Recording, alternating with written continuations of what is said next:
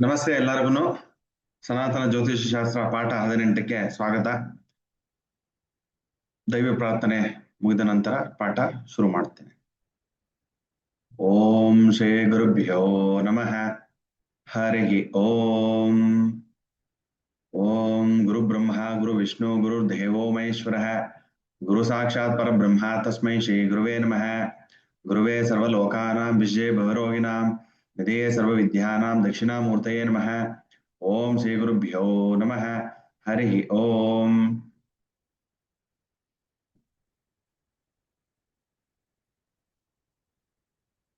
ಇವತ್ತಿನ ದಿವಸ ಸ್ವಲ್ಪ ಇಂಟ್ರೆಸ್ಟಿಂಗ್ ಆಗಿರೋ ಟಾಪಿಕ್ ನ ತಗೊಳ್ತಾ ಇದೀವಿ. ಅದು ಪ್ರಿಡಿಕ್ಷನ್ಸ್ ಪಾರ್ಟ್. ಪ್ರಿಡಿಕ್ಷನ್ಸ್ ಅಂತೀವಲ್ಲ, ಹೇಗೆ ಇವೆಂಟ್ ನ ನೋಡ್ಬೇಕು ಅನ್ನೋದನ್ನ ನೋಡೋಣ. ಈಗ ನೋಡಿ, ಇದು ಯಾರದೋ ಒಬ್ಬರದು ಜಾತಕ ಅಂತ ಇಟ್ಕೊಳ್ಳಿ, ಆಯ್ತಾ. ಈಗ ದಿಕ್ಕುಗಳನ್ನ ಹೆಂಗೆ ನೋಡೋದು ಅಂತ ಕಲ್ತ್ಕೊಳ್ಳೋಣ. ಎಷ್ಟು ಲಗ್ನಗಳಿರುತ್ತವೆ, ಎಷ್ಟು ರಾಶಿ ಇರುತ್ತೋ ಅಷ್ಟು ಲಗ್ನಗಳು ಇರುತ್ತೆ. ಅಂದ್ರೆ 12 ರಾಶಿ ಇದ್ದಾಗ 12 ಲಗ್ನಗಳು ಬರುತ್ತವೆ. ಈಗ ಇದು ಯಾವ ಲಗ್ನ ಟೈಪ್ ಮಾಡಿ ನೋಡೋಣ, ಯಾವ ಲಗ್ನ ಆಗುತ್ತೆ ಇದು.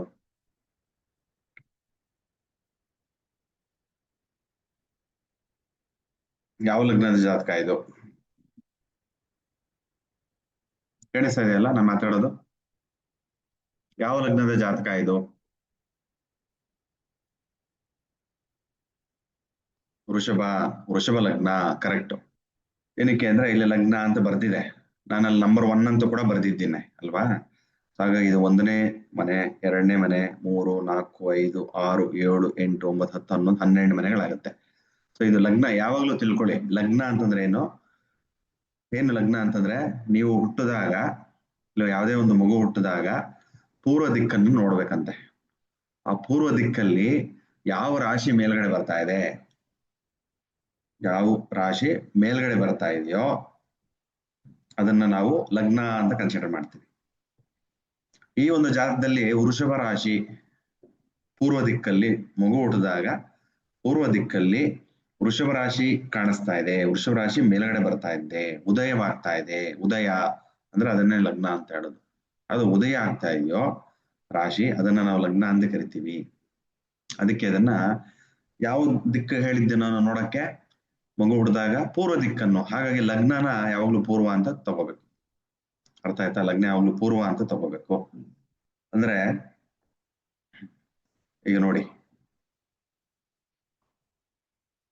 ಲಗ್ನ ಅಂತ ಪೂರ್ವ ದಿಕ್ಕನ್ನು ತಗೊಂಡಾಗ ನೋಡಿ, ಪೂರ್ವ ಅಂತ ತಗೊಂಡಾಗ ಫಾರ್ ಎಕ್ಸಾಂಪಲ್ ಯಾವ್ದೋ ಒಂದು ರಾಶಿ ಇದೆ, ಇಲ್ಲಾಂತಂದ್ರೆ ಸೂರ್ಯ ಇದೆ ಅಂತ ಇಟ್ಕೊಳ್ಳಿ. ಇದು ಬೆಳಗಿನ ಜಾವ, ಅಪ್ರಾಕ್ಸಿಮೇಟ್ ಬೆಳಗಿನ ಜಾವನೋ ಇಲ್ಲ ಯಾವ ಟೈಮಲ್ಲಿ ತಗೊಳ್ಳಿ. ನಿಮ್ಗೆ ಈಸಿಯಾಗಿ ಅಂಡರ್ಸ್ಟ್ಯಾಂಡ್ ಆಗ್ಬೇಕು ಅಂದ್ರೆ, ಇದು ಮಗು ಸೂರ್ಯೋದಯ ಸಮಯ ಬೆಳಗ್ಗೆ ಒಂದು 6 ಗಂಟೆಗೆ ಹುಟ್ಟಿದೆ ಅನ್ಕೊಳ್ಳಿ ಫಾರ್ ಎಕ್ಸಾಂಪಲ್, ಆಯ್ತಾ. ಪೂರ್ವದಲ್ಲಿ ಇರುತ್ತೆ ಸೂರ್ಯ. ಎಲ್ಲಿರ್ತಾನೆ? ಪೂರ್ವ ದಿಕ್ಕಲ್ಲಿ ಇರ್ತಾನೆ. ಹೋಗ್ತಾ ಹೋಗ್ತಾ ಹೋಗ್ತಾ ಹೋಗ್ತಾ ಹೋಗ್ತಾ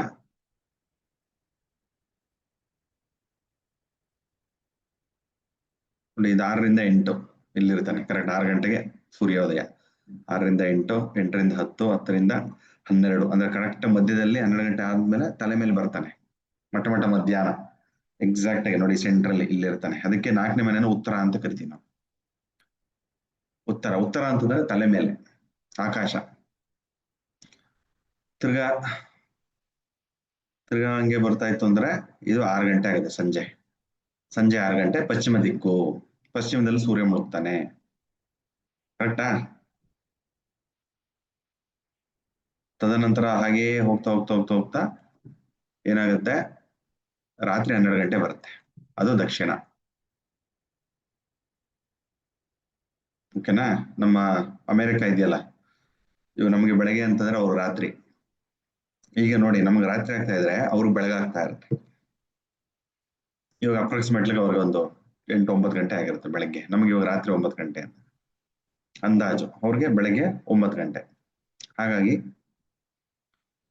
ಈ ರೀತಿ ಕನ್ಸಿಡರ್ ಮಾಡ್ಕೋಬೇಕು.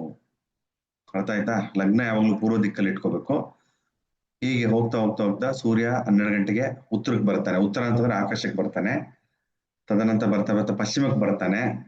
ಹೋಗ್ತಾ ಹೋಗ್ತಾ ಹೋಗ್ತಾ ಹೋಗ್ತಾ ಅಮೆರಿಕ ಹೊರಟೋಗ್ತಾನೆ. ನಮ್ಮ ಇಂಡಿಯಾ ತಗೊಂಡ್ರೆ. ಅರ್ಥ ಆಯ್ತಾ? ಅಂದ್ರೆ ದಕ್ಷಿಣ ಅಂತಂದ್ರೆ ನಿಮ್ಮ ಭೂಮಿಯ ಇನ್ನೊಂದು ಕಡೆಗೆ ಹೊರಟೋಗ್ತಾನೆ. ಹೀಗೆ ದಿಕ್ಕುಗಳನ್ನ ತೋಡುವಂಥದ್ದು.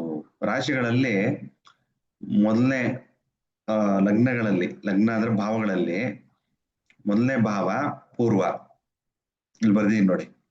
ಲಗ್ನ ಭಾವ ಪೂರ್ವ ಆಗತ್ತೆ. 4ನೇ ಭಾವ ನೋಡಿ, ಒಂದು ಲಗ್ನ ಭಾವ ಪೂರ್ವ ದಿಕ್ಕಾಗತ್ತೆ, 4ನೇ ಭಾವ ಉತ್ತರ ದಿಕ್ಕಾಗತ್ತೆ, 7ನೇ ಭಾವ ಪಶ್ಚಿಮ ದಿಕ್ಕು, 10ನೇ ಭಾವ ಪಶ್ಚಿಮ ದಿಕ್ಕು, 10ನೇ ಭಾವ ದಕ್ಷಿಣ ದಿಕ್ಕು. ಹೀಗೆ ದಿಕ್ಕುಗಳನ್ನ ನಿರ್ಣಯ ಮಾಡ್ಕೋಬೇಕು. ಇದೆಲ್ಲ ಅಡ್ವಾನ್ಸ್ ಅಸ್ಟ್ರಾಲಜಿ ಹೇಳ್ಕೊಡ್ತೀನಿ, ಒಂದು ಕಾನ್ಸೆಪ್ಟ್ ಗೊತ್ತಿರಲ್ಲ ನಿಮ್ಗೆ, ಆಯ್ತಾ? ಈಗ ಇದು ಅಂದಾಜು ಇವತ್ತಿನ ದಿವಸ ಎಷ್ಟು? 4ನೇ ಜುಲೈ 2026, 6 ಗಂಟೆ ಸಮಯ ಬೆಳಗ್ಗೆ ತಗೊಂಡಿದ್ದೀನಿ. ಬೆಂಗಳೂರು ಸೂರ್ಯೋದಯ ಎಷ್ಟು ಬೆಂಗಳೂರಲ್ಲಿ ಇವತ್ತು? 5:58 ಬೆಳಗಿನ ಜಾವ. ಓಕೆನಾ? ಇದನ್ನ ನಿಮ್ಮ ಸ್ಥಳಗಳು ತಗೊಂಡು ಕೂಡ ಮಾಡ್ಕೊಳ್ಳಿ, ತೊಂದರೆ ಇಲ್ಲ. ಯಾವಾಗ ಲಗ್ನ ಬಂದಿದೆ? ಯಾವ ಲಗ್ನ ಬಂದಿದೆ ಇದು? ಇದು ಮಿಥುನ ಲಗ್ನ. ಇದು ಮಿಥುನ ಲಗ್ನ ಬರ್ತಾ ಇದೆ. ವೆರಿ ಗುಡ್ ನವೀನ್ ಅವರೇ, ಇದು ಮಿಥುನ ಲಗ್ನ ಬಂದಿದೆ ಅಲ್ವಾ? ಅದಕ್ಕೆ ನಂಬರ್ 1 ಅಂತ ಹಾಕಿದ್ದೀನಿ. ಇಲ್ಲಿ ನೋಡಿದ್ರೆ ಲಗ್ನ ಅಂತ ಕೂಡ ಬರ್ದಿದ್ದಾರೆ. ಇದು ಪೂರ್ವ ಆಗತ್ತೆ. ಉತ್ತರ ಎಲ್ಲಿ ಬರುತ್ತೆ? ಯಾವ ಭಾವದಲ್ಲಿ ಬರುತ್ತೆ? 4ನೇ ಭಾವದಲ್ಲಿ ಬರುತ್ತೆ ಉತ್ತರ. ಯಾವ ರಾಶಿ ಆಗತ್ತೆ ಇದು? ಕನ್ಯಾ ರಾಶಿ. ಕರೆಕ್ಟಾ? ಇದು ಮೇಷ, ವೃಷಭ, ಮಿಥುನ ಲಗ್ನ, ಕಟಕ, ಸಿಂಹ, ಕನ್ಯಾ ಉತ್ತರಕ್ಕೆ ಬರುತ್ತೆ, ತುಲಾ, ವೃಶ್ಚಿಕ, ಧನಸ್ಸು ಪಶ್ಚಿಮಕ್ಕೆ ಬರುತ್ತೆ, ಮಕರ, ಕುಂಭ, ಮೀನ ದಕ್ಷಿಣಕ್ಕೆ ಬರುತ್ತೆ. ಹೀಗೆ ಆ ಒಂದು ದಿಕ್ಕುಗಳನ್ನ ನಿರ್ಣಯ ಮಾಡ್ಕೋಬೇಕು. ಏನಕ್ಕೆ ಇದೆಲ್ಲ ಹೇಳ್ತಾ ಇದ್ದೀನಿ ಅಂತಂದ್ರೆ, ಈ ಪೋರ್ಷನ್ ಆಲ್ರೆಡಿ ಪಾಠ ಆಗಿದೆ. ಮತ್ತೊಂದ್ಸತಿ ಹೇಳ್ತಾ ಇದ್ದೀನಿ. ಸೂರ್ಯನು ಯಾವ ಮಾಸ ಇದು? ಸೌರ ಮಾಸ ಅಂತ ಕರಿತೀವಲ್ಲ, 2 ಬರುತ್ತೆ. ಒಂದು ಚಂದ್ರಮಾಸ, ಇನ್ನೊಂದು ಸೌರ ಮಾಸ. ಚಂದ್ರಮಾನ ಮಾಸದಲ್ಲಿ ಯಾವ್ದು ಬರ್ತಾ ಇದೆ ಇವಾಗ? ಜ್ಯೇಷ್ಠ ಶುದ್ಧ ಅಲ್ವಾ? ಜ್ಯೇಷ್ಠ ಅಧಿಕ ಆಗೋಯ್ತು, ಇವಾಗ ಜ್ಯೇಷ್ಠ ಶುದ್ಧ. ಜ್ಯೇಷ್ಠ ಆದ್ಮೇಲೆ ಆಷಾಢ ಶುರು ಆಗುತ್ತೆ. ಕರೆಕ್ಟಾ? ಹಾಗಾಗಿ ಇದು ನಮ್ಮ ಚಂದ್ರಮಾಸದ ಪ್ರಕಾರ, ನಮ್ಮ ಸಂಪ್ರದಾಯದಲ್ಲಿ ಚಂದ್ರಮಾಸದ ಪ್ರಕಾರ ಏನ್ ಚಂದ್ರಮಾಸ ಅಂದ್ರೆ ಚಂದ್ರನ ಆಧಾರಿತವಾಗಿಟ್ಕೊಂಡು ಮಾಸವನ್ನ ನಿರ್ಣಯಿಸೋದು. ಈ ಒಂದು ತಿಂಗಳಲ್ಲಿ ಜ್ಯೇಷ್ಠ ಮಾಸ ಅಂದ್ರೆ ಜ್ಯೇಷ್ಠ ನಕ್ಷತ್ರದಲ್ಲಿ ಚಂದ್ರ ಇರ್ತಾನೆ.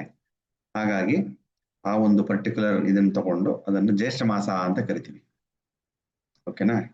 ಸೊ ಇದು ಯಾವ ಆಧಾರಿತ? ಸೌರಮಾನ ಅಂತಂದ್ರೆ ಸೌರ ಮಾಸ ಅಂತಂದ್ರೆ ಏನು? ಸೂರ್ಯ ಎಲ್ಲಿದ್ದಾನೆ ನೋಡ್ಬೇಕು, ಅದು ಸೌರ ಮಾಸ ಆಗುತ್ತೆ. ಎಲ್ಲಿದ್ದಾನೆ ಸೂರ್ಯ? ಯಾವ ರಾಶಿಯಲ್ಲಿದ್ದಾನೆ?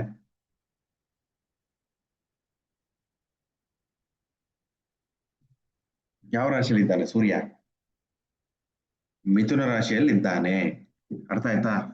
ಮಿಥುನ ರಾಶಿಯಲ್ಲಿದ್ದಾನೆ ಸೂರ್ಯ. ಹಾಗಾಗಿ ಅದು ಮಿಥುನ ಸೌರ ಮಾಸ, ಮಿಥುನ ಮಾಸ ಅಂತ ಕರಿತೀವಿ ನಾವು. ಮಿಥುನದಲ್ಲಿದ್ದಾಗ ಮಿಥುನ ಮಾಸ. 1 ತಿಂಗಳು ಇಲ್ಲೇ ಇರ್ತಾನ ಅವನು. 1 ತಿಂಗಳು ಇಲ್ಲೇ ಇದ್ದಾಗ ಏನಾಗುತ್ತೆ? ಸೂರ್ಯೋದಯ ಸಮಯದಲ್ಲಿ ನೋಡಿ, ಇವತ್ತು ಸೂರ್ಯೋದಯ ಸಮಯದಲ್ಲಿ ಆ ಮಾಸದಲ್ಲಿ ಸೂರ್ಯ ಎಲ್ಲಿ ಬರ್ತಾನೆ ನೋಡಿ, ಅಲ್ಲಿ ಪೂರ್ವ ದಿಕ್ಕಲ್ಲಿ ಅದೇ ಲಗ್ನ ಇರುತ್ತೆ. ಈ ತಿಂಗಳು ಪೂರ್ತಿ ಮೀನ ಲಗ್ನನೇ ಬೆಳಗಿನ ಜಾವ ಸೂರ್ಯೋದಯ ಟೈಮಲ್ಲಿ. ಚೆಕ್ ಮಾಡ್ಕೊಂಡು ನೋಡಿ. ಈ ತಿಂಗಳ ಪೂರ್ತಿ ಸೌರಮಾನ ಅಂತ ಇರುತ್ತಲ್ಲ, ಆ ತಿಂಗಳ ಪೂರ್ತಿ ತಗೊಂಡಾಗ ಆ ಲಗ್ನ ಎಲ್ಲಿ ಬರುತ್ತೆ? ಸೂರ್ಯ ಎಲ್ಲಿರ್ತಾನೋ ಅಲ್ಲಿ ಬರುತ್ತೆ. ಅದೇ ಲಗ್ನನೇ ಬರ್ತಾ ಇರುತ್ತೆ. ಓಕೆನಾ? ಬೆಳಗಿನ ಜಾವ. ಯಾವಾಗ? ಬೆಳಗಿನ ಜಾವ. ಅದೊಂದು ನೋಟ್ ಮಾಡ್ಕೋಬೇಕು. ಇದೆಲ್ಲ ಏನಿದು? ಸಂಕ್ರಾಂತಿ. ಯಾವಾಗ ಸಂಕ್ರಾಂತಿ ಆಗೋದು? ಮಕರ ಸಂಕ್ರಾಂತಿ ಯಾವಾಗ ಆಗುತ್ತೆ? ಯೂಶುವಲ್ ಆಗಿ ಜನವರಿ 14ನೇ ತಾರೀಕು ಮಕರ ಸಂಕ್ರಾಂತಿ ಆಗುತ್ತೆ. ಏನ್ ಸಂಕ್ರಾಂತಿ ಅಂತಂದ್ರೆ ಸೂರ್ಯನ ಒಂದು ರಾಶಿ ಬಿಟ್ಟು ಇನ್ನೊಂದು ರಾಶಿಗೆ ಪಾದಾರ್ಪಣೆಯನ್ನು ಮಾಡ್ತಾನೆ, ಅಂದ್ರೆ ಇನ್ನೊಂದು ರಾಶಿಗೆ ಹೋಗ್ತಾನೆ. ಅದನ್ನೇ ನಾವು ಸಂಕ್ರಾಂತಿ ಅಥವಾ ಸಂಕ್ರಮಣ ಅಂತ ಕರಿತೀವಿ. ಈ ಒಂದು ಮಿಥುನ ಮಾಸದಲ್ಲಿ ಯಾವಾಗಿದೆ? ಮಿಥುನ ರಾಶಿಗೆ ಬಂದಿದ್ದಾನೆ ಅಲ್ವಾ? ಅದರ ಮಿಥುನ ಮಾಸ. ಸೂರ್ಯ ವೃಷಭ ಬಿಟ್ಟು ಮಿಥುನಕ್ಕೆ ಬರ್ತಾನೆ. ಆಗ ಅದನ್ನ ಮಿಥುನ ಮಾಸ ಅಂತ ಕರಿತೀವಿ. ಯಾವಾಗ ಶುರು ಆಗಿದ್ದು? ಜೂನ್ 15, 2026 ಸೋಮವಾರ 12:58ಕ್ಕೆ ಇದಕ್ಕೆ ಬರ್ತಾನೆ. ಯಾವ ಘಟಕಕ್ಕೆ ಹೋಗ್ತಾನೆ?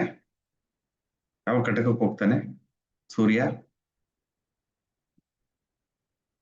ಅವನು ಜುಲೈ 16, 2026 ಆಗ ಕಟಕ ಮಾಸಕ್ಕೆ ಹೋಗ್ತಾನೆ.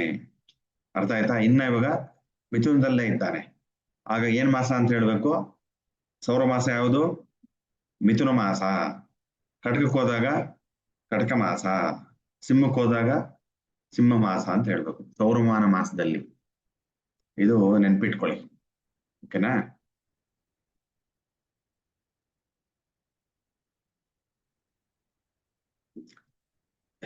ಈಗ ಅದೇ ಒಂದು ಅನುಗುಣವಾಗಿ ದಿಕ್ಕುಗಳಲ್ಲಿ ನೋಡಿದಾಗ ಯಾವ ರಾಶಿಯವರಿಗೆ ಯಾವ ದಿಕ್ಕು ಸೂಕ್ತ? ಕೆಲವರು ಬಂದು ಕೇಳ್ತಾರೆ, ಗುರುಳೆ ಯಾವ ಕಡೆ ಇಡಬೇಕು ಮನೆ ಬಾಗ್ಲು ಅಂತ. ಇಲ್ಲ ಯಾವ ದಿಕ್ಕಲ್ಲಿ ಹೋದ್ರೆ ನಮ್ಗೆ ಉತ್ತಮ, ಯಾವ ದಿಕ್ಕಲ್ಲಿ ಪ್ರಯಾಣ ಮಾಡ್ತು ಅಂದ್ರೆ ಲಾಭ ಅಲ್ವಾ, ಯಾವ್ದು ಲಕ್ಕಿ ಡೈರೆಕ್ಷನ್ಸ್ ಅದೆಲ್ಲ ಬಂದು ಕೇಳ್ತಾರೆ. ಆಗ ಇದನ್ನ ಫಾಲೋ ಮಾಡುವಂಥದ್ದು, ಇದು ಬೇಸ್ ರೂಲ್. ಆಯ್ತಾ? ಇದು ಬೇರೆ ಸುಮಾರು ಪದ್ಧತಿಗಳಿವೆ. ಇದು ಇದು ಒಂದು ಪದ್ಧತಿ. ಅದರಲ್ಲಿ ಏನದು ಅಂತಂದ್ರೆ, ಆಲ್ರೆಡಿ ಇದು ಪಾಠ ಆಗಿದೆ. ಏನಕ್ಕೆ ಇದೆಲ್ಲ ವಾಪಸ್ ಹೇಳ್ತಾ ಇದೀನಿ ಅಂದ್ರೆ ನಿಮ್ಗೆ ಗೊತ್ತಾಗುತ್ತೆ ನೆಕ್ಸ್ಟ್. ನೋಡಿ, ಇದನ್ನ ನೆನ್ಪಿಟ್ಕೋಬೇಕು. NESW ಅಂತ ನ್ಯೂಸ್ ಇರುತ್ತಲ್ಲ, NEWS ನ್ಯೂಸ್ ಬದಲು ಲಾಸ್ಟ್ ಅಲ್ಲಿ ಉಲ್ಟಾ ಮಾಡ್ಕೋಬೇಕು. ನಾವು ನೆನ್ಪಿಟ್ಕೊಳ್ಳಿ, NEWS ನ್ಯೂಸ್ ಅಲ್ವಾ. ನಾವು ನ್ಯೂಸ್ ಕೇಳ್ತೀವಲ್ಲ ಟಿವಿ ಹಾಕೊಂಡು, TV9, ಸುವರ್ಣ ನ್ಯೂಸು ಆತರ ಎಲ್ಲ. ಅದನ್ನೇನ್ ಮಾಡಿ NE ಲಾಸ್ಟ್ ಮಾತ್ರ ಸ್ವಿಚ್ ಮಾಡ್ಕೊಂಬಿಡಿ, SW ಅನ್ಕೊ. ಅದೇ ರೀತಿ ಫಾಲೋ ಆಗ್ಬೇಕು. ಕಟಕ N, ಸಿಂಹ ESW,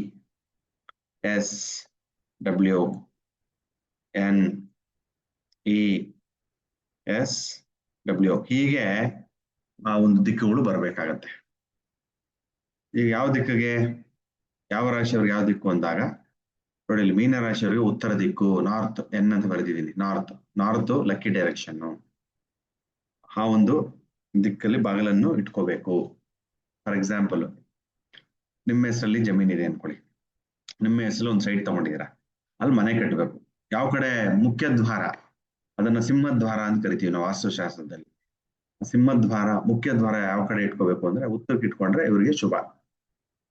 ಬೇರೆ ಸುಮಾರು ಮೆಥಡ್ಸ್ ಬರುತ್ತೆ ಬಾಗಿಲು ಇಟ್ಕೊಳಕ್ಕೆ, ಬಟ್ ಇದು ಜನರಲ್ ಆಗಿ ಫಾಲೋ ಮಾಡುವಂಥದ್ದು. ಆಯ್ತಾ? ಸೊ ಇದನ್ನು ತಿಳ್ಕೊಂಡಿರಿ. ಒಂದೊಂದು ಶಾಸ್ತ್ರದಲ್ಲಿ ಬೇರೆ ತರ ಕೊಟ್ಟಿರ್ತಾರೆ, ಅದನ್ನು ತಿಳ್ಕೊಳ್ಳಿ. ಏನ ನಿಮ್ಗೆ ಯಾವ ಸೂಕ್ತನೋ ಅದನ್ನ ಫಾಲೋ ಮಾಡುವಂಥದ್ದು. ಇದು ಜನರಲ್ ಆಗಿ ಫಾಲೋ ಮಾಡುವಂಥದ್ದು. ಓಕೆ, ವಾಸ್ತು ಪ್ರಕಾರ ಇದು ಉತ್ತರಕ್ಕೆ ಮೀನರಾಶಿಯವರಿಗೆ ಉತ್ತರದ ಬಾಗಿಲು ಅಥವಾ ಉತ್ತರ ದಿಕ್ಕು ಶುಭ. ಮೇಷರಾಶಿಯವರಿಗೆ ಪೂರ್ವದ ಬಾಗಿಲು ಶುಭ. ವೃಷಭ ರಾಶಿಯವರಿಗೆ ದಕ್ಷಿಣದ ಬಾಗಿಲು ಶುಭ ಆಗುತ್ತೆ ಅಥವಾ ದಕ್ಷಿಣ ದಿಕ್ಕು ಶುಭ ಆಗುತ್ತೆ. ಮಿಥುನ ರಾಶಿಯವರಿಗೆ ಪಶ್ಚಿಮದ ಬಾಗಿಲು ಅಥವಾ ಪಶ್ಚಿಮದ ದಿಕ್ಕು ಶುಭ. ಪಶ್ಚಿಮ ದಿಕ್ಕದ ಕಡೆ ಹೋಯ್ತು ಅಂದ್ರೆ ಏನೇ ಕೆಲಸ ಕಾರ್ಯಗಳು, ಏನೇ ಬಿಸ್ನೆಸ್ ಆಗ್ಲಿ, ಒಂದು ವ್ಯಾಪಾರಕ್ಕಾಗ್ಲಿ, ಒಂದು ಎಜುಕೇಶನ್, ನಿಮ್ಮ ಪಶ್ಚಿಮಕ್ಕೆ ಒಂದು ಸ್ಕೂಲ್ ಇರುತ್ತೆ ಅನ್ಕೊಳ್ಳಿ, ಅಲ್ಲೋಗಿ ಕಲ್ತು ಅಂದ್ರೆ ನಿಮ್ಗೆ ಲಕ್ ಆಗುತ್ತೆ ಅನ್ನೋ ತರ. ಆಯ್ತಾ? ಆಮೇಲೆ ಕಟಕ ರಾಶಿಯವರಿಗೆ ಉತ್ತರ ದಿಕ್ಕು ಶುಭ. ಸಿಂಹ ರಾಶಿಯವರಿಗೆ ಪೂರ್ವ ದಿಕ್ಕು ಶುಭ. ದಕ್ಷಿಣ ಅಂದ್ರೆ ಕನ್ಯಾ ರಾಶಿಯವರಿಗೆ ದಕ್ಷಿಣ ದಿಕ್ಕು ಶುಭ. ತುಲಾ ರಾಶಿಯವರಿಗೆ ಪಶ್ಚಿಮ ದಿಕ್ಕು ಶುಭ ಆಗುತ್ತೆ. ವೃಶ್ಚಿಕ ರಾಶಿಯವರಿಗೆ ಉತ್ತರದ ದಿಕ್ಕು ಶುಭ. ಧನಸ್ಸು ರಾಶಿಯವರಿಗೆ ಪೂರ್ವದ ಬಾಗಿಲು ಅಥವಾ ಪೂರ್ವದ ದಿಕ್ಕು ಶುಭ. ಮಕರ ರಾಶಿಯವರಿಗೆ ದಕ್ಷಿಣ ದಿಕ್ಕು ಅಥವಾ ದಕ್ಷಿಣದ ಬಾಗಿಲು ಶುಭ. ಕುಂಭ ರಾಶಿಯವರಿಗೆ ಪಶ್ಚಿಮದ ಬಾಗಿಲು ಅಥವಾ ಪಶ್ಚಿಮ ದಿಕ್ಕು ಶುಭ. ಕೆಲವರು ಭಯ ಬೀಳ್ತಾರೆ, ಏನ್ ಗುರುಳೆ ಇದು ದಕ್ಷಿಣ ದಿಕ್ಕು, ದಕ್ಷಿಣದ ಬಾಗಿಲು ಅಂತ ಇದ್ದೀರಾ ಅಂತ. ಕೆಲವ್ರಿಗೆ ಆಗ್ಬರುತ್ತೆ. ಆಯ್ತಾ? ಈ ರಾಶಿಯವ್ರಿಗೆ, ವೃಷಭ ರಾಶಿಯವರಿಗೆ, ಮತ್ತೆ ಕನ್ಯಾ ರಾಶಿಯವರಿಗೆ, ಮತ್ತೆ ಮಕರ ರಾಶಿಯವರಿಗೆ ದಕ್ಷಿಣದ ಬಾಗಿಲು ಹಾಗೆ ಬರುತ್ತೆ. ಅದು ದಕ್ಷಿಣ ಬಾಗಿಲು ಇಟ್ಕೊಂಡಾಗ್ಲೂ ಅದೊಂದು ಪದ ಅಂತ ಕರಿತೀವಿ ನಾವು, ವಾಸ್ತು ಪದ. ಅದು ಭಾಗ ಮಾಡಿರುತ್ತೆ 9x9. ಗೊತ್ತಾಯ್ತಾ? ಅದರಲ್ಲಿ ಯಾವ ಪದದಲ್ಲಿ ಬಾಗಿಲು ಇಟ್ಕೋಬೇಕು ಅಂತ ವಾಸ್ತು ಅವ್ರನ್ನ ಸಲಹೆ ಕೇಳ್ಕೊಂಡು ಅಲ್ಲಿ ಇಡಬೇಕು. ದಕ್ಷಿಣ ಬಂತು ಅಂತ ಎಲ್ಲಂದ್ರಲ್ಲಿ ಇಡಬಾರ್ದು. ಅದಕ್ಕೂ ಕೂಡ ರೂಲ್ಸ್ ಅಂಡ್ ರೆಗ್ಯುಲೇಷನ್ಸ್ ಇದೆ. ಓಕೆನಾ? ಸೊ ಹಾಗಾಗಿ ಇದನ್ನ ಜನರಲ್ ಆಗಿ ಫಾಲೋ ಮಾಡುವಂಥದ್ದು. ಇಲ್ಲಿ ಉದಾಹರಣೆ ಕೊಟ್ಟಿದ್ದೀನಿ ನಿಮ್ಗೆ. ಮೇಷರಾಶಿಗೆ ಪೂರ್ವ ದಿಕ್ಕು, ಕಟಕ ರಾಶಿಗೆ ಉತ್ತರದ ದಿಕ್ಕು ಅಂತ 2 ಕೊಟ್ಟಿದ್ದೀನಿ. ಮಿಕ್ಕಿಂದ ನೀವು ಬರ್ಕೋಬಹುದು. ಓಕೆನಾ? ಅರ್ಥ ಆಯ್ತಾ ಇದು ದಿಕ್ಕುಗಳು? ಈಗ ನಿಮ್ಮ ರಾಶಿಗೆ ಅದು ಯಾವ ರಾಶಿ ಅಂದ್ರೆ ನಿಮ್ಮ ಜನ್ಮ ರಾಶಿ. ಜನ್ಮ ರಾಶಿ ಗೊತ್ತಿಲ್ಲ ಗುರುಗಳೇ, date of birth, time, place ಇಲ್ಲ ಅಂತಂದ್ರೆ ಏನ್ ಮಾಡ್ಬೇಕು? ಪ್ಲೀಸ್ ನಿಮ್ಮ ನಾಮ ನಕ್ಷತ್ರ. ನಾಮ ನಕ್ಷತ್ರ ಅಂದ್ರೆ ಏನು? ನಿಮ್ಮ ಹೆಸರು ಶುರು ಆಗುತ್ತಲ್ಲ, ಯಾವ ಅಕ್ಷರದಲ್ಲಿ ಶುರು ಆಗುತ್ತೆ ಆ ಅಕ್ಷರದಲ್ಲಿ ಯಾವ ರಾಶಿ ನಕ್ಷತ್ರ ಬರುತ್ತೆ ನೋಡ್ಕೊಂಡು ಆ ರಾಶಿಗೆ ಅನುಗುಣವಾಗಿ ಆ ಬಾಗಲನ್ನು ಇಟ್ಕೊಂಡ್ರೆ ಸೂಕ್ತ. ಅಥವಾ ಆ ದಿಕ್ಕಿಗೆ ನೀವು ಪ್ರಯಾಣ ಮಾಡ್ತು ಅಂದ್ರೆ ಆ ಲಾಭವನ್ನು ತಂದ್ಕೊಡುತ್ತೆ. 4 ಕಂಪ್ನಿ ಸಿಗುತ್ತೆ ನಿಮ್ಗೆ. ಫಾರ್ ಎಕ್ಸಾಂಪಲ್, ಚೆನ್ನಾಗಿ ಓದಿದ್ದೀರಾ, 4 ಕಂಪ್ನಿ ಬಂದಿದೆ, 4 ಕಂಪ್ನಿನೂ ಸೆಲೆಕ್ಟ್ ಮಾಡ್ಕೊಂಡಿದ್ದೀನಿ ನಿಮ್ಮನ್ನ. ಓಕೆನಾ? ಡಿಗ್ರಿ ಮುಗಿಸಿದಿರಾ ಅನ್ಕೊಳ್ಳಿ, ಕಂಪ್ನಿ ಬಂದು ಕ್ಯಾಂಪಸ್ ಇಂಟರ್ವ್ಯೂ ಸೆಲೆಕ್ಟ್ ಆಗಿದ್ದೀರಾ. ಯಾವ ಕಡೆ ಹೋಗ್ಬೇಕು ಅಂದಾಗ ನಿಮ್ಮ ರಾಶಿಗೆ ಅನುಗುಣವಾಗಿ ಯಾವ ದಿಕ್ಕಿಗೆ ಬರುತ್ತೆ. ಫಾರ್ ಎಕ್ಸಾಂಪಲ್ ಮೇಷರಾಶಿ ಅನ್ಕೊಳ್ಳಿ. ಮೇಷರಾಶಿ ಅಂದಾಗ ಪೂರ್ವ ದಿಕ್ಕು ಫಸ್ಟ್ ಪ್ರಿಫರೆನ್ಸ್ ಆಗತ್ತೆ. ಪೂರ್ವ ದಿಕ್ಕು ಲಕ್ಕಿ ಡೈರೆಕ್ಷನ್ ಯಾವುದು? ಮೇಷರಾಶಿಯವರಿಗೆ ಪೂರ್ವ, ಇದು ಫಸ್ಟ್ ಪ್ರಿಫರೆನ್ಸು. ಪೂರ್ವದ ಆಪೋಸಿಟ್ ಯಾವ್ದಾಗುತ್ತೆ? ಪಶ್ಚಿಮ. ಪಶ್ಚಿಮ ನೆಗೆಟಿವ್, ಪಶ್ಚಿಮ ಕಡೆ ಹೋಗ್ಬಾರದು, ಡೇಂಜರಸ್. ಅದು ಬಿಟ್ರೆ ಉತ್ತರ ದಕ್ಷಿಣ ಇರುತ್ತೆ. ಕರೆಕ್ಟಾ? ಉತ್ತರ ನ್ಯೂಟ್ರಲ್ ಆಗತ್ತೆ, ತೊಂದರೆ ಮಾಡಲ್ಲ ನಿಮ್ಗೆ, ನ್ಯೂಟ್ರಲ್. ದಕ್ಷಿಣ ಕೂಡ ನ್ಯೂಟ್ರಲ್. ಅಂದ್ರೆ ನೋಡಿ, ಇದೊಂದು ಎಕ್ಸಾಂಪಲ್ ಕೊಡ್ತೀನಿ. ಸೇಮ್ ಅದೇ ಎಕ್ಸಾಂಪಲ್. ಮೇಷರಾಶಿ ಹುಟ್ಟಿರ್ತೀರ ಅನ್ಕೊಳ್ಳಿ. ಯಾರನ್ನ ಇದ್ರ ಮೇಷರಾಶಿಯವರು ಕ್ಲಾಸಲ್ಲಿ? ಲಗ್ನ ಅಲ್ಲ ಇದು, ರಾಶಿ ಮಾತ್ರ ಹೇಳ್ತಾರ. ರಾಶಿ ಮೇಷರಾಶಿಯಲ್ಲಿ ಹುಟ್ಟಿದ್ದಾರೆ. ಶಿವಕುಮಾರ್ ಅವರು, ವೆರಿ ಗುಡ್. ಸೊ ಮೇಷರಾಶಿಯಲ್ಲಿ ಹುಟ್ಟಿರ್ತೀರ ಅನ್ಕೊಳ್ಳಿ. ಮೇಷರಾಶಿ ಹುಟ್ಟಿದ್ದಾರೆ, ನಿಮ್ಗೆ ಯಾವುದು ಸೂಕ್ತವಾದ ಡೈರೆಕ್ಷನ್ಸ್? ಫಸ್ಟ್ ಪ್ರಿಫರೆನ್ಸ್ ಯಾವುದು ನಿಮ್ಗೆ? ಪೂರ್ವ. ಪೂರ್ವದ ದಿಕ್ಕಿಗೆ ಹೋಗಿ ಕೆಲಸ ಮಾಡ್ತು ಅಂದ್ರೆ ಯಥೇಚ್ಛವಾಗಿ ಲಾಭ ಬರುತ್ತೆ. ಪೂರ್ವದ ಕಡೆ ಇರುವಂತಹ ಒಂದು ಫ್ಯಾಕ್ಟರಿ ಆಗಿರ್ಬೋದು, ಒಂದು ವ್ಯಾಪಾರ ಆಗಿರ್ಬೋದು, ಒಂದು ಶಾಲೆ ಆಗಿರ್ಬೋದು, ಕಲಿಯಕ್ಕೆ ಪೂರ್ವದ ದಿಕ್ಕು ಲಕ್ಕಿ. ಅದೇ ಪಶ್ಚಿಮ ಅಂತಂದ್ರೆ ಅದು ಡೆಡ್ ಆಪೋಸಿಟ್. ನೀವು ನೋಡ್ಕೊಳ್ಳಿ ನಿಮ್ಮ ಮನೆ ಬಾಗಿಲುಗಳು ಎಲ್ಲೆಲ್ಲಿದೆ ಅಂತ ಒಂದು ಅಂದಾಜಾಗೆ. ಅದೇ ಫೈನಲ್ ಡಿಸಿಷನ್ ಅಲ್ಲ, ಬಟ್ ಜಸ್ಟ್ ಚೆಕ್ ಮಾಡ್ಕೊಳ್ಳಿ. ಪೂರ್ವ ದಿಕ್ಕರು ನಿಮ್ಮ ರಾಶಿಗಳಿಗೆ ನೋಡ್ಕೊಳ್ಳಿ, ಕರೆಕ್ಟ್ ಆಗಿ ಬಾಗಿಲು ಇಟ್ಕೊಂಡಿದ್ದೀರಾ ಅಂತ. ಇದ್ರ ಪ್ರಕಾರ ಇದು ಎಕ್ಸಾಂಪಲ್ ನೋಡಿ, ಆಮೇಲೆ ನೋಡ್ಕೊಳ್ಳಿ. ಮೇಷರಾಶಿಯವರಿಗೆ ಫಾರ್ ಎಕ್ಸಾಂಪಲ್ ಪೂರ್ವದ ಬಾಗಲು ಅತ್ಯುತ್ತಮ, ಡಬಲ್ ಟಿಕ್. ಪಶ್ಚಿಮ ಡಬಲ್ ಇಂಟು, ಬೇಡ ಅಂತ. ಪಶ್ಚಿಮಕ್ಕೆ ಇಟ್ಕೋಬಾರದು, ಇಟ್ಕೊಂಡ್ರೆ ತೊಂದರೆ. ಪೂರ್ವದಲ್ಲೂ ಒಂದಿರುತ್ತೆ, ಇತ್ಲಲ್ಲಿ ಪಶ್ಚಿಮದಲ್ಲಿ ಇರುತ್ತೆ, ಅದು ಓಕೆ. ನಾವು ಯಾವ ಬಾಗಿಲು ಮಾತಾಡ್ತಾ ಇರೋದು? ಸಿಂಹದ್ವಾರ, ಮೇನ್ ಎಂಟ್ರೆನ್ಸ್. ಸಿಂಹದ್ವಾರದ ಬಗ್ಗೆ ಮಾತ್ರ ಮಾತಾಡ್ತಾ ಇರೋದು. ಅರ್ಥ ಆಯ್ತಾ? ಸಿಂಹದ್ವಾರದ ಪೂರ್ವದಲ್ಲಿ ನೋಡಿ, ಮೇಷರಾಶಿಯವರು ಪೂರ್ವ ದಿಕ್ಕಲ್ಲಿ ಮೇನ್ ಡೋರ್, ಸಿಂಹದ್ವಾರ, ಮುಖ್ಯ ದ್ವಾರವನ್ನು ಇಟ್ಕೋಬಹುದು. ಅದೇ ಇತ್ಲಲ್ಲಿ ಪಶ್ಚಿಮ ಬಾಗಿಲನ್ನ ಇಟ್ಕೋಬಹುದು. ಉಲ್ಟಾ ಮಾಡಬಾರದು. ಪಶ್ಚಿಮದಲ್ಲಿ ಮುಖ್ಯ ದ್ವಾರ ಇಟ್ಕೊಂಡು ಪೂರ್ವದಲ್ಲಿ ಹಿತ್ತಲಿನ ಬಾಗಿಲು ಇಟ್ಕೋಬಾರ್ದು. ಅರ್ಥ ಆಯ್ತಾ? ಅವಾಗ ತೊಂದರೆ ಆಗುತ್ತೆ. ಮೇಯ್ನು ಪೂರ್ವ ದಿಕ್ಕಲ್ಲಿ ಸಿಂಹದ್ವಾರ ಅಂದ್ರೆ ಮುಖ್ಯ ದ್ವಾರ ಇಟ್ಕೋಬಹುದು. ಮಿಕ್ಕಿದ ಯಾವ್ದಿದೆ? ಉತ್ತರ. ಇದು ನ್ಯೂಟ್ರಲ್ ಅಂತ ತಗೊಳ್ಳಿ, ಸಮ. ಹಾಗಾಗಿ ಏನು ತೊಂದರೆ ಮಾಡಲ್ಲ ಇದು. ಇಟ್ಕೋಬಹುದು. ನೆಕ್ಸ್ಟ್ ದಕ್ಷಿಣ. ವ್ಯಾಪಾರಗಳಿಗೆಲ್ಲ ಯೂಶಲ್ ಆಗಿ ಯಾರು ವ್ಯಾಪಾರದಲ್ಲಿ ಪಶ್ಚಿಮ ದಿಕ್ಕನ್ನ ಬಾಗಿಲು ಇಟ್ಕೊಂಡ್ರೆ ಉತ್ತಮ, ಮತ್ತೆ ದಕ್ಷಿಣದ ಬಾಗಿಲು ಇಟ್ಕೊಂಡ್ರೆ ಉತ್ತಮ. ಎಲ್ಲ ದಕ್ಷಿಣಗಳಲ್ಲಿ ಇಟ್ಕೊಂಡ್ರೆ ಯೂಶಲ್ ಆಗಿ ಜ್ಯುವೆಲರ್ಸ್, ಯಾರನ್ನ ಒಡವೆ ವ್ಯಾಪಾರಗಳು ಮಾಡೋರು, ವ್ಯಾಪಾರಿಗಳು, ಚಿನ್ನದ ವ್ಯಾಪಾರಿಗಳೆಲ್ಲ ಪಶ್ಚಿಮಕ್ಕೆ ಅಥವಾ ದಕ್ಷಿಣಕ್ಕೆ ಇಟ್ಕೊಂಡಿರ್ತಾರೆ ಅಂಗಡಿಗಳು. ಚೆನ್ನಾಗಿ ವ್ಯಾಪಾರ ಆಗ್ತಾ ಇರುತ್ತೆ ಅವ್ರಿಗೆ. ನೆಕ್ಸ್ಟ್ ದಕ್ಷಿಣ ಇಟ್ಕೊಂಡ್ರು 1 ಟಿಕ್ ಮಾರ್ಕ್. ಅರ್ಥ ಆಯ್ತಾ? ಹಾಗಾಗಿ ಮೇಷರಾಶಿಯವ್ರಿಗೆ ಯಾವ್ಯಾವ ಬಾಗಿಲುಗಳಾಗತ್ತೆ?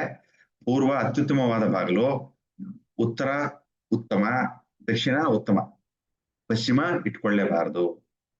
ಹಾಗೆ ಒಂದೊಂದು ರಾಶಿಗೂ ನೋಡ್ಕೋತಾ ಹೋಗ್ಬೇಕು. ಅರ್ಥ ಆಯ್ತು? ಕಟಕ ರಾಶಿಗೆ ಬನ್ನಿ. ಕಟಕ ರಾಶಿ ಯಾವ್ದು ಬಾಗಿಲಾಗುತ್ತೆ? ಉತ್ತಮ, ಉತ್ತರ ಅಂತಿದೆ ಅಲ್ವಾ? ಅಂದ್ರೆ ಉತ್ತರದ ಬಾಗಿಲು ಅತ್ಯುತ್ತಮ. ಯಾರಿಗೆ?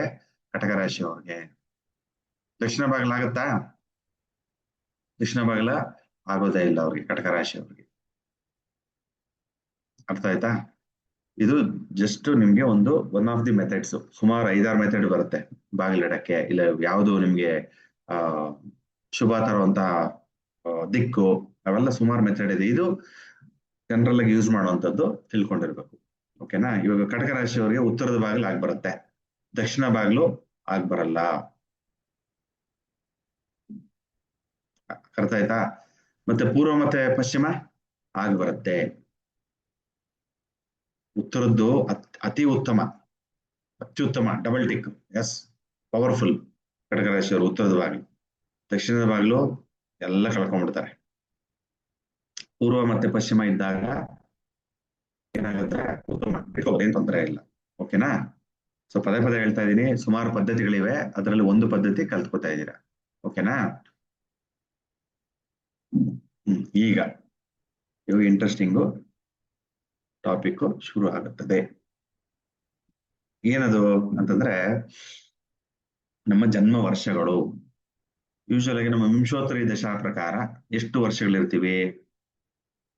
ವಿಂಶತಿ ಅಂದ್ರೆ 20, ಶತ ಅಂತಂದ್ರೆ 100, 120 ವರ್ಷ ಮನುಷ್ಯನ ಆಯಸ್ಸು. ವಿಂಶೋತ್ತರಿ ದಶ ಈ ಕಲಿಯುಗಕ್ಕೆ ಪ್ರತಿಯೊಬ್ಬರೂ ಎಲ್ಲಾ ಕಡೆನೂ ಪ್ರಪಂಚದೆಲ್ಲ ಉಪಯೋಗ ಮಾಡುವಂಥದ್ದು ಯಾವ ದಶ? ವಿಂಶೋತ್ತರಿ ದಶ. ಆಯ್ತಾ? ಅರ್ಥ ಆಯ್ತಾ? ಅದರಲ್ಲಿ ಅದರ ಪ್ರಕಾರ ನಾವು ಜನ್ಮ ವರ್ಷಗಳನ್ನ ಮಾಡ್ಕೊಳ್ಳೋಣ. ಈಗ ಫಾರ್ ಎಕ್ಸಾಂಪಲ್ ಇದು 1, 1, 2, 3, 4, 5. 1 ಅಂತಂದ್ರೆ ಏನು? ಇದೇ ಲಗ್ನ ಅಂತ ಇಟ್ಕೊಳ್ಳಿ. ಹಿಂಗೆ ಒಂದು ಮಾರ್ಕ್ ಹಾಕಿರ್ತೀನಿ. ಇದೇನಿದು? ಜನ್ಮ ಲಗ್ನ. ಫಾರ್ ಎಕ್ಸಾಂಪಲ್ ಬರ್ಕೋಬೇಡಿ, ಗಮನ ಕೊಡಿ. ಓಕೆನಾ. ಎಲ್ಲ ಮ್ಯೂಟ್ ಮಾಡಿದೀನಿ. ಏನೇನು ಇತ್ತು ಅಂದ್ರೆ ಹೇಳಿ. 120 ವರ್ಷ. Very good. ಈಗ ನೋಡಿ, ವೆರಿ ವೆರಿ ಇಂಟ್ರೆಸ್ಟಿಂಗ್ ಕಾನ್ಸೆಪ್ಟ್. ಈಗ ಇದು ಲಗ್ನ 1, 2ನೇ ಮನೆ, 3ನೇ ಮನೆ, 4ನೇ ಮನೆ. ಹಾಗಾಗಿ ಲಗ್ನ ಅಂತಂದ್ರೆ ಏನು? ನಾನು ಭೂಮಿಗೆ ಬಂದಿರುವಂತದ್ದು ಅಲ್ವಾ. ಹಾಗಾಗಿ ಅದು 1ನೇ ವರ್ಷ.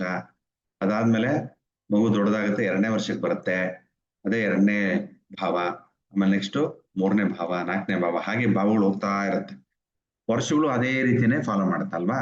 ಮೊದಲೇ ಅಂತಂದ್ರೆ ಮಗು ಹುಟ್ಟಿದೆ ಅಂದ್ರೆ ಲಗ್ನ 1ನೇ ಮನೆ, 1 ನಂಬರ್ ಬರ್ಕೊಂಡು ಇದು 1ನೇ ವರ್ಷ, 2ನೇ ವರ್ಷ, 3ನೇ ವರ್ಷ, 4ನೇ ವರ್ಷ, 5ನೇ ವರ್ಷ, 6ನೇ ವರ್ಷ, 7ನೇ ವರ್ಷ, 8, 9, 10, 11, 12. ಸೇಮ್ ನಮ್ಮ ಭಾವ ರಾಶಿ ಹೆಂಗ್ ಬರ್ತಿರೋ ಅದೇ ರೀತಿ ಮಾಡ್ಕೋಬೇಕು. 12 ಆದ್ಮೇಲೆ ಏನ್ ಬರುತ್ತೆ? ಅಷ್ಟೇನಾ ಮನುಷ್ಯನ ಆಯಸ್ಸು? ಇಲ್ಲ. ಈ 12 10 ಸತಿ ಸುತ್ತಬೇಕು, ಅವಾಗ್ಲೇ 120 ವರ್ಷ ಆಗೋದು. ಕರೆಕ್ಟಾ? ಹಾಗಾಗಿ 12 ಆದ್ಮೇಲೆ 13 ಬರುತ್ತೆ. ತಿರ್ಗಾ ಲಗ್ನ 13, 14, 15, 16, 17, 18, 19, 20, 21, 22, 23, 24, 25. ತಿರ್ಗಾ ನೆಕ್ಸ್ಟ್ ಫಾರ್ವರ್ಡ್ ಹಂಗೆ 26, 27, 28 ಹೀಗೆ ಹೋಗ್ತಾನೆ ಇರುತ್ತೆ. ಅರ್ಥ ಆಯ್ತಾ? ಈಗ ಹೋಗ್ತಾ ಹೋಗ್ತಾ ನಾನು ಮ್ಯಾಕ್ಸಿಮಮ್ 72 ವರ್ಷ ತಗೊಂಡಿದ್ದೀನಿ.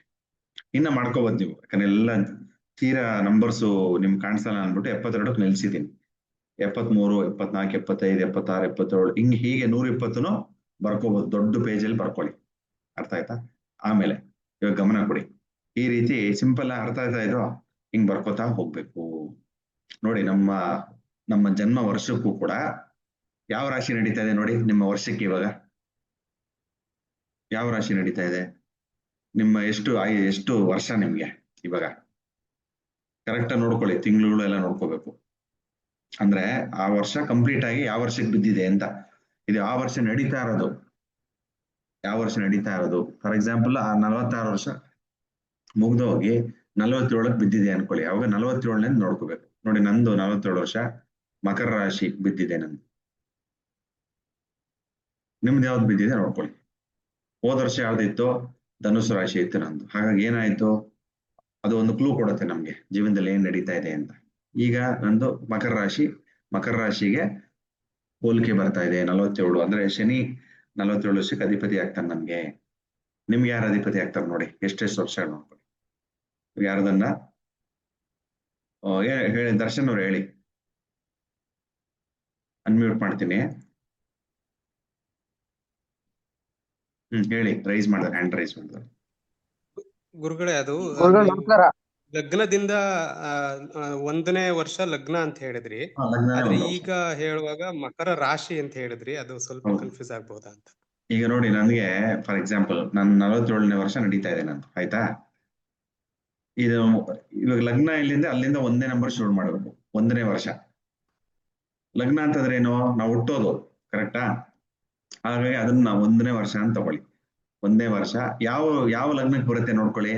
ಮೀನಲ್ಲ ಹುಟ್ಟಿದಾಗ ಪೂರ್ವ ದಿಕ್ಕಲ್ಲಿ ಯಾವ ರಾಶಿ ಮೇಲ್ಗಡೆ ಬರ್ತಾ ಇತ್ತು? ಮೀನ ರಾಶಿ ಮೇಲ್ಗಡೆ ಬರ್ತಾ ಇತ್ತು. ಹಾಗಾಗಿ ಅದನ್ನ ಲಗ್ನ ಅಂತ ತಗೋತೀವಿ.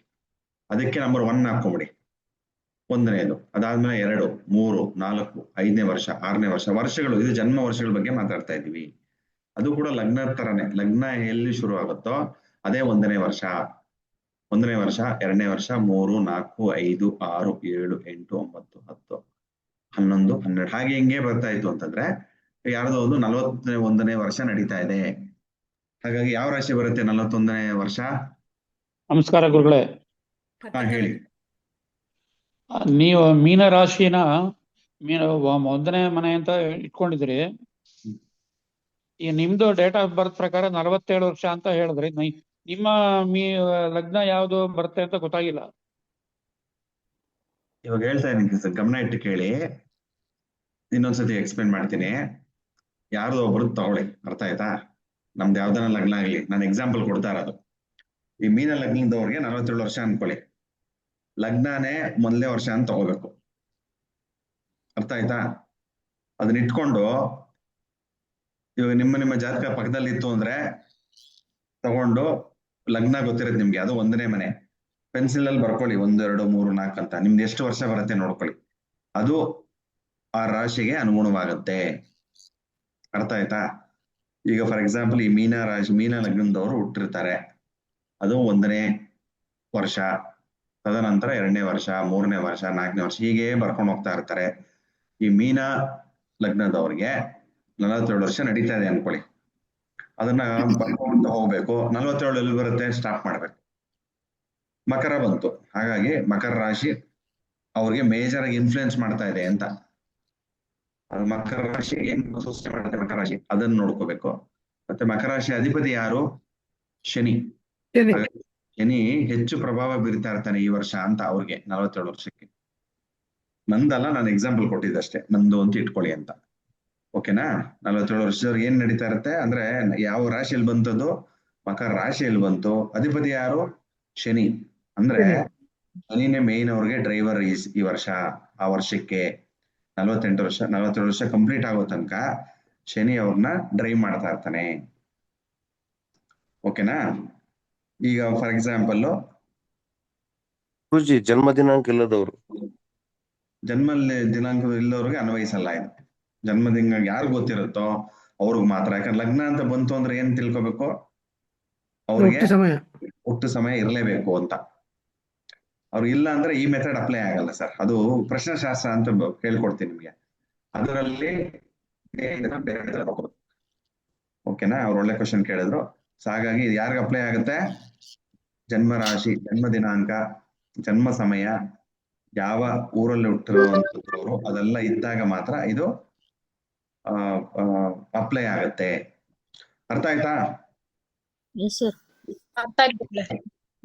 ಈಗ ವಿಜಯಲಕ್ಷ್ಮಿ ಮೇಡಮ್, ನಿಮ್ ಲಗ್ನ ಯಾವುದು? ಕುಂಭ. ಕೇಳ್ಕೊಳ್ಳಿ, ಅರ್ಥ ಆಗತ್ತೆ ಇವಾಗ. ಕುಂಭ ರಾಶಿ ಮೇಡಮ್ದು ಕುಂಭ ರಾಶಿ ಇದೆ. ಹಂಗಾರೆ ಇವಾಗ ಏನಾಗುತ್ತೆ? ಕುಂಭ ರಾಶಿ ಅಂದ್ರೆ ಕುಂಭ ಲಗ್ನದವರು, ಸಾರಿ, ಕುಂಭ ಲಗ್ನ. ಲಗ್ನ ಅಂದ್ರೆ ಇದು ನಂಬರ್ 1 ಆಗುತ್ತೆ. ನಂಬರ್ 1. ಇದು ಬೇರೆ ಕಲರ್ ತಗೋತೀನಿ, ಇಲ್ಲ ನಿಮ್ಗೆ ಕನ್ಫ್ಯೂಸ್ ಆಗುತ್ತೆ. ಮೇಡಮ್ನವ್ರದ್ದು ಕುಂಭ ಲಗ್ನ. ಎಷ್ಟು ವಯಸ್ಸು ಹೇಳ್ಬೋದಾ? ಕ್ಷಮಿಸಿ ಕೇಳ್ತಾ ಇರೋದಕ್ಕೆ. 36 ಇಯರ್ಸ್ ನಡೀತಾ ಇದೆ, ಕರೆಕ್ಟಾ? 35 ತುಂಬಿದ್ಯಾ? ಜೂನ್ 21. 35 ತುಂಬಿ 36ಕ್ಕೆ ನಡೀತಾ ಇದೆ ಮೇಡಮ್ನವ್ರದ್ದು. ಈಗ 36 ಎಲ್ಲಿ ಬರುತ್ತೆ ನೋಡಿ ಸರ್? ಕುಂಭದಲ್ಲೇ ಬರುತ್ತಲ್ಲ. 2, ಮಕರದಲ್ಲಿ ಬರುತ್ತೆ ಗುರುಗಳೇ. 4, 5, 6, 7, 8, 9, 10, 11, 12, 13 ಬರುತ್ತೆ. 13, 14, 15, 16, 17, 18, ಮಕರ 19, 20. ಇಲ್ಲಿ ನೋಡೋಣ. 23, 24, 26, 27, 28, 29, 30,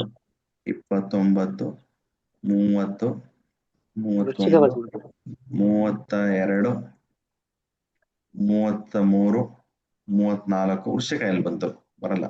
35 ಅಂದ್ರೆ ಮಕರ ಬರುತ್ತೆ. ರಾಶಿ ಬರುತ್ತೆ. ಅಂದ್ರೆ ಮೇಡಮ್ ಅವರು ಯಾವ್ದು ಪ್ರಭಾವ ಮಕರ ರಾಶಿ. ಅದನ್ನ ಒಂದ್ ಕಡೆ ಬರ್ಕೊಳ್ಳಿ, ಈ ಎಕ್ಸಾಂಪಲ್ ತಗೊಂಡು ಒಂದ್ ಕಡೆ ಬರ್ಕೊಳ್ಳಿ. ಆಮೇಲೆ ಶನಿ- ನಿಮ್ಗೆ ಅರ್ಥ ಆಗತ್ತೆ ಶನಿ ಏನಕ್ಕೆ ಅಧಿಪತಿ ಹೇಳ್ತಾ ಗುರುಗಳೇ. ಇದ್ದೀನಿ ಏನಕ್ಕೆ ಹೇಳ್ತಾ ಇದ್ದೀನಿ ಅಂತ ಹೇಳ್ತೀನಿ. ಅಂದ್ರೆ ಇದಕ್ಕೆ ಅಧಿಪತಿ ಯಾರು? ಶನಿ ಶನಿ ಅಧಿಪತಿ. ಗುರುಗಳೇ. ಶನಿ. ಶನಿ ಇದು ಸಿಂಬಲ್, ಶನಿ ಸಿಂಬಲ್ ಇದು, ಅರ್ಥ ಆಯ್ತಾ? ಶನಿ ಶನಿ ಶನಿ ಪ್ರಭಾವ ಬೀರ್ತಾ ಇದೆ ಅಂತ ಅರ್ಥ ಮಾಡ್ಕೊಳ್ಳಿ. ಅರ್ಥ ಆಯ್ತಾ? ಇನ್ನೊಂದ್ಸತಿ ಹೇಳ್ತೀನಿ, ಯಾರಿಗಾನ ಅರ್ಥ ಆಗ್ಲಿಲ್ಲ ಅಂದ್ರೆ. ಇಲ್ಲ, ಇನ್ನೊಂದು ಈಸಿ ಮೆಥಡ್ ಆಗಿ ನೋಡ್ಬೋದು ಗುರುಗಳೇ. ಏನಂದ್ರೆ ಇಲ್ಲೇ ಮನೆಯನ್ನ 12 ಮೂರ್ಲಿ 36 ತಗೊಂಡ್ಬಿಟ್ರೆ ಮುಂದಕ್ಕೆ ಬಂದು ಎಣಿಸ್ಕೊಂಡು ಮುಂದಕ್ಕೆ ಅಷ್ಟೇ ಕಂಟಿನ್ಯೂ ಸಿಕ್ಬಿಡುತ್ತೆ. ಮಾಡ್ಬೋದು. ಅದ್ರಲ್ಲಿ ನೀವು ಮಾಡ್ಕೊಳ್ಳಿ. ಇದು ಫಸ್ಟ್ ನೀಟಾಗಿ ಅರ್ಥ ಆಗಕ್ಕೆ ಹೇಳೋದು. ಇಲ್ಲಂದ್ರೆ ಏನ್ ಗೊತ್ತಾ, ಒಂದೊಂದು ರಾಶಿ 12 ಆಡ್ ಮಾಡ್ಕೊಂಡಿದ್ರು ಆಗುತ್ತೆ. ಅಷ್ಟೇ ಸರ್, ಅಷ್ಟೇ. ಹಂಗೂ ಮಾಡ್ಕೊಂಡು ಹೋಗ್ಬೋದು. ಬಟ್ ಈಸಿಯಾಗಿ ಅರ್ಥ ಆಗ್ಲಿ ಅಂತ ಹೇಳ್ತಾ ಇದ್ದೀನಿ. ಅರ್ಥ ಆಯ್ತಾ? ಇದು ಮೆಥಡ್ ಬಹಳ ಈಸಿ ಇದೆ ಗುರುಗಳೇ. ಸೊ ಇದನ್ನ ಮಾಡ್ಕೊಳ್ಳಿ. ಸುಮ್ನೆ ಬೇಗ ಬೇಗ ಮಾಡ್ಕೊಂಡು ಹೋಗ್ಲಿ. ಮ್ಯಾಥ್ಸ್ ಯಾರು ಫಾಸ್ಟ್ ಇರ್ತೀರೋ, ಶಿವಕುಮಾರ್ ಸರ್ ಹೇಳಿದ್ರಲ್ಲ ಆ ರೀತಿನೂ ಮಾಡ್ಕೊಳ್ಳಿ. ಅದ್ ಬೇಗ ಟೈಮ್ ಅಲ್ಲ, ಇದು ತುಂಬಾ ಈಸಿ ಇದೆ, ಎಲ್ರಿಗೂ ಅರ್ಥ ಆಗುತ್ತೆ ಗುರುಗಳೇ. ಅರ್ಥ ಆಯ್ತಾ ಇದು? ಗುರುಗಳು ಇವಾಗ ಮಕರ ರಾಶಿ ಅಂತ ಅಂದಾಗ ಶನಿನೂ ಬರುತ್ತೆ, ಕುಂಭ ರಾಶಿ ಅಂದಾಗ ಶನಿನೂ ಬರುತ್ತೆ ಅಲ್ವಾ? Very So good. ಇವಾಗ ಎರಡು ವರ್ಷನೂ ನಮ್ಗೆ ಶನಿನೇ ಆಳ್ತಾನೆ ಅಂತ ಅರ್ಥ ಅಲ್ವಾ? ಕರೆಕ್ಟ್.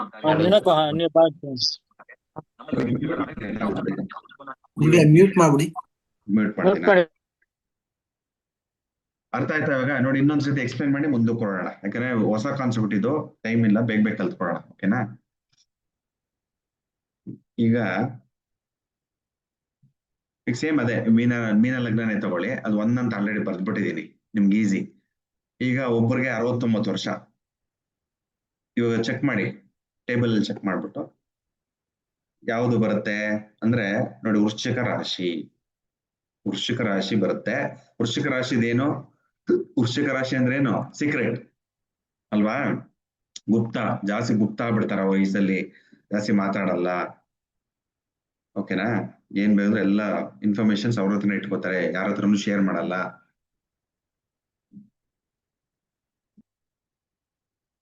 ಯಾರ ಅಧಿಪತಿ ಆಗ್ತಾರೆ ಅದಕ್ಕೆ ಅಧಿಪತಿ ಮಂಗಳ ಗ್ರಹ ಅಧಿಪತಿ ಆಗ್ತಾನೆ. ಮಂಗಳ ಗ್ರಹ ಅಧಿಪತಿ. ಓಕೆನಾ? ಹಾಗಾಗಿ ಮಂಗಳ ಗ್ರಹದ್ದು ಎಲ್ಲಾನು ಕ್ಯಾರೆಕ್ಟರಿಸ್ಟಿಕ್ಸ್ ಇಲ್ಲಿ ಬರುತ್ತೆ. ಅವರಲ್ಲಿ ನಡೀತಾ ಇರುತ್ತೆ. 69 ವರ್ಷಕ್ಕೆ ಅಧಿಪತಿ ಮಂಗಳ ಗ್ರಹ ಆಗಿರ್ತಾನೆ. ಇದನ್ನ ಅರ್ಥ ಮಾಡ್ಕೊಳ್ಳಿ, ಆಮೇಲೆ ಮುಂದಕ್ಕೆ ಹೋಗೋಣ. ಮಂಗಳ ಗ್ರಹ ಯಾವ ಮನೆ ಅಧಿಪತಿ ಆಗ್ತಾನೆ, ಒಳ್ಳೆಯವನ ಕೆಟ್ಟವನ, ಒಳ್ಳೇದಾಗುತ್ತೆ ಕೆಟ್ಟದಾಗುತ್ತೆ ಅವ್ರಿಗೆ ನೋಡೋಣ. ಓಕೆನಾ?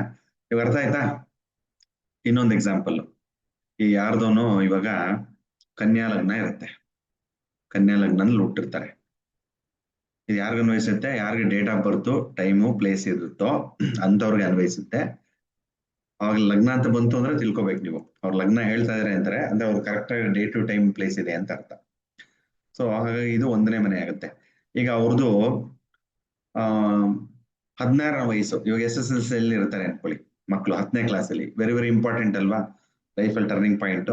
ಹಾಗಾಗಿ ಯಾವ್ದು ಗ್ರಹ ಅವ್ರಿಗೆ ಯಥೇಚ್ಛವಾಗಿ ಪ್ರಭಾವ ಬೀರುತ್ತದೆ ಅಂತ ನೋಡಕ್ಕೆ ಯಾವ ಗ್ರಹ ಬರುತ್ತೆ?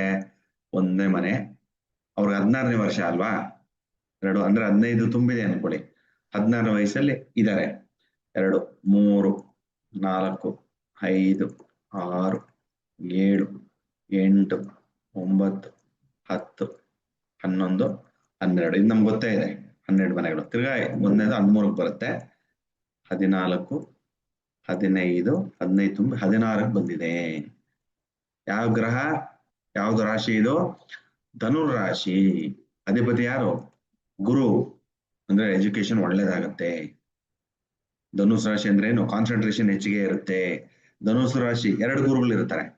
ಒಂದೇ ಗುರುನ 2 ಮನೇಲಿ ಇದ್ದಾಗ ಧನುರ್ ರಾಶಿಯಲ್ಲಿ ಇರುವಂತಹ ಗುರುಗಳು ತುಂಬಾ ವೆರಿ ವೆರಿ ಸ್ಟ್ರಿಕ್ಟ್, ತುಂಬಾನೇ ನೇರವಾಗಿರ್ತಾರೆ.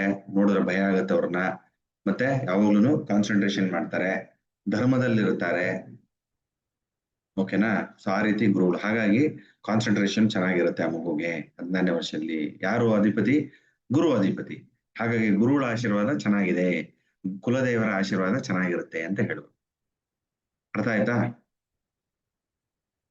ಅರ್ಥ ಆಗಿದೆ ಅನ್ಕೊಂಡು ಮುಂದಕ್ಕೆ ಹೋಗೋಣ. ಹೋಗ್ತಾ ಅರ್ಥ ಆಗುತ್ತೆ, ಡೋಂಟ್ ವರಿ. ನೆಕ್ಸ್ಟ್ ಇಲ್ಲಿ ಭೃಗು ಪದ್ಧತಿ ಅಂತ ಬರುತ್ತೆ. ಸುಮಾರು ಪದ್ಧತಿಗಳು ಬರುತ್ತೆ. ಜೈಮಿನಿ ಪದ್ಧತಿ, ಭೃಗು ಪದ್ಧತಿ ಬರುತ್ತೆ, ವರಾಹಮಿಹಿರ ಪದ್ಧತಿ ಬರುತ್ತೆ, ಪರಾಶರ ಪದ್ಧತಿ ಬರುತ್ತೆ. ಪರಾಶರ ಇದಕ್ಕೂ ಭೃಗು ಪದ್ಧತಿ ಸ್ವಲ್ಪ ಡಿಫ್ರೆನ್ಸ್ ಇರುತ್ತೆ. ಇದೇನು ಅಂತ ತಗೊಳ್ಳಿ, ಇದಕ್ಕೆ ಮಾತ್ರ ಅಪ್ಲೈ ಮಾಡ್ಕೋಬೇಕು ನೀವು. ಆಮೇಲೆ ಗುರುಗಳು ಈ ತರ ಹೇಳ್ಕೊಟ್ಬಿಟ್ಟಿದ್ದಾರೆ ಅಂತ ಬೇರೆಯವ್ರ ಹತ್ರ ಇದ್ ಮಾಡ್ಬಾರ್ದು. ಓಕೆನಾ? ಕರೆಕ್ಟ್ ಆಗಿ ಕಲ್ತ್ಕೊಳ್ಳಿ.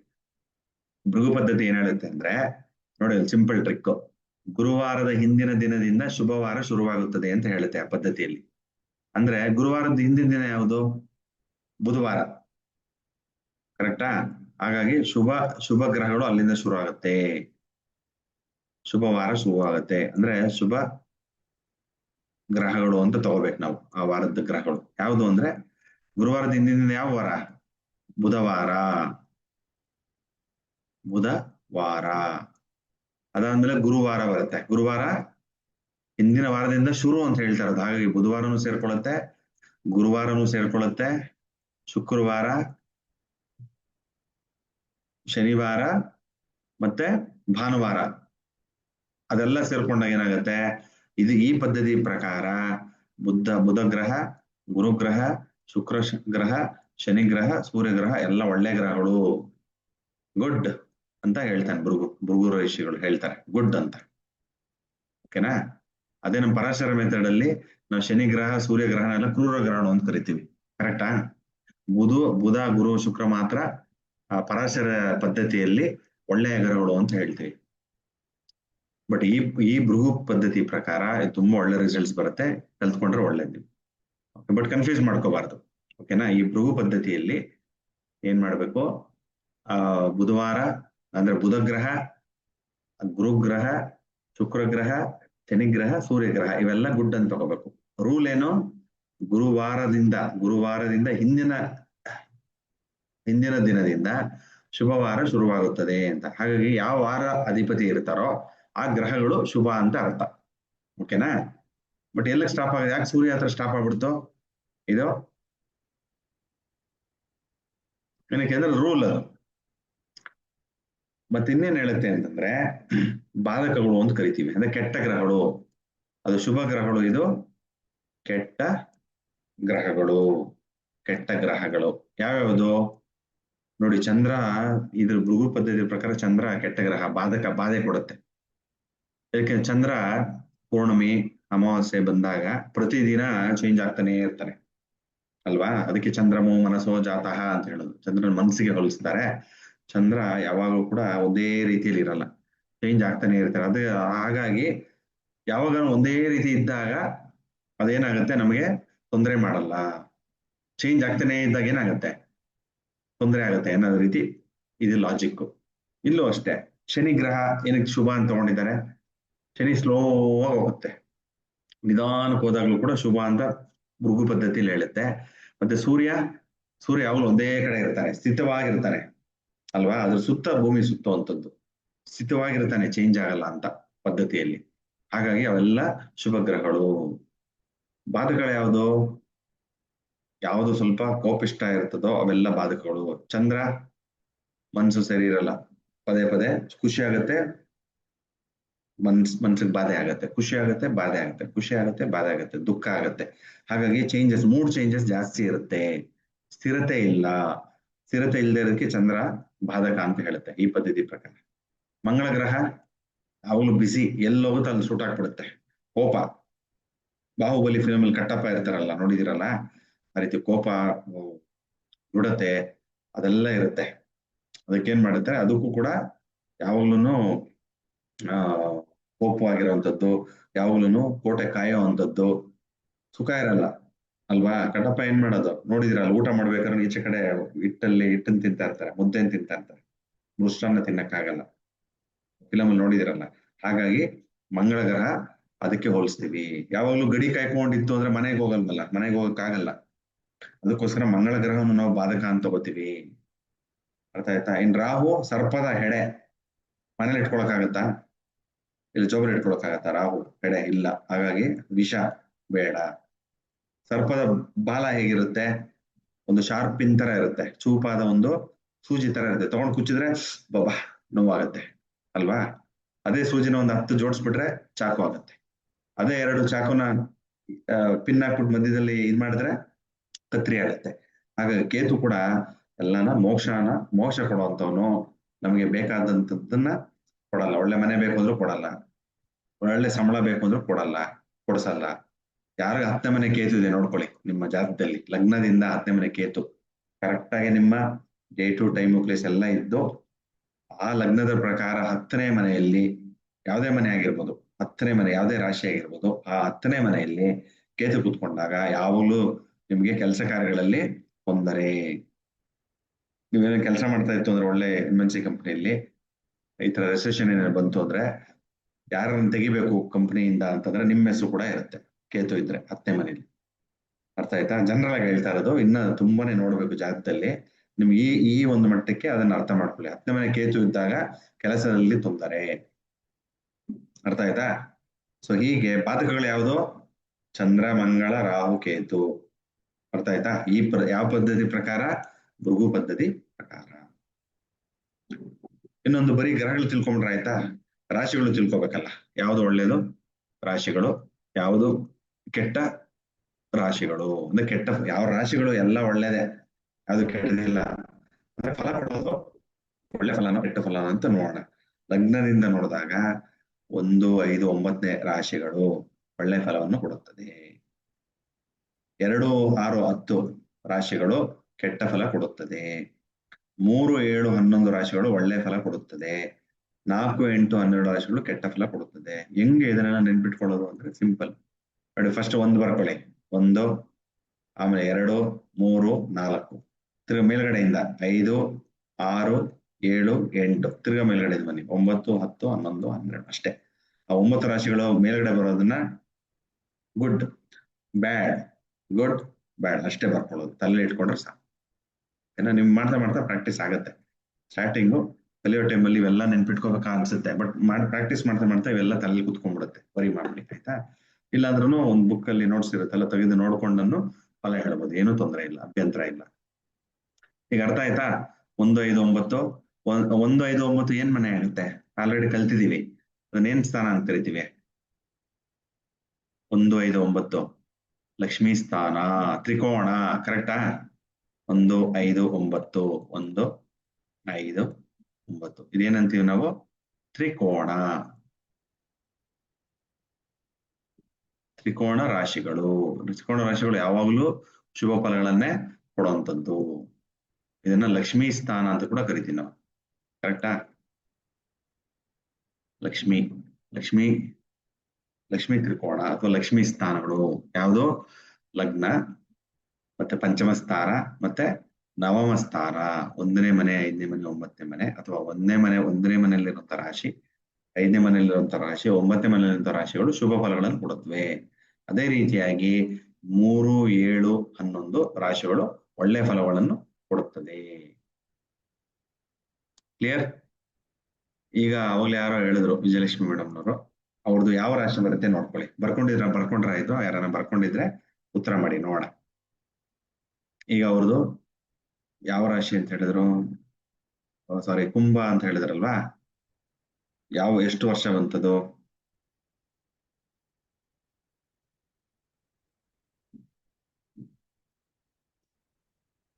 ಈಗ ಅವ್ರು 35 ಅಂದಾಗ ಮಕರ ಬಂತು. ಕರೆಕ್ಟಾ? ಹಾ, ಕುಂಭ ಲಗ್ನದಿಂದ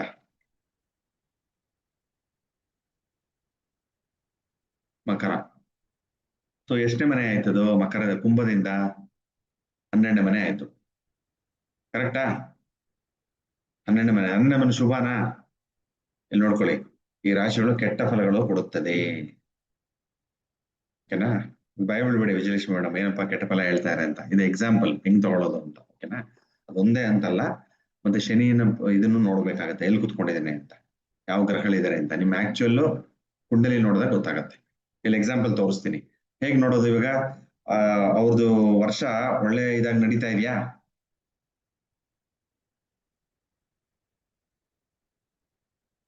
ನಡೀತಾ ಇಲ್ಲ. ಓಕೆನಾ? ಸೊ ಈಗ ಮುಂದಕ್ಕೆ ಹೋಗೋಣ. ಇದನ್ನ ಬರ್ಕೊಳ್ಳೋ 1, 5, 9 ರಾಶಿಗಳು ಒಳ್ಳೆ ಫಲ ಕೊಡುತ್ತೆ. 2, 6, 10 ರಾಶಿಗಳು ಕೆಟ್ಟ ಫಲ ಕೊಡುತ್ತೆ. 3, 7, 11 ಒಳ್ಳೆ ಫಲ ಕೊಡುತ್ತೆ. 4, 8, 12 ಕೆಟ್ಟ ಫಲಗಳನ್ನ ಕೊಡುತ್ತೆ. ಈಗ ಒಂದು ಉದಾಹರಣೆ ಮಾಡೋಣ. ಆಮೇಲೆ ಇನ್ನ ಎಷ್ಟೊಂದು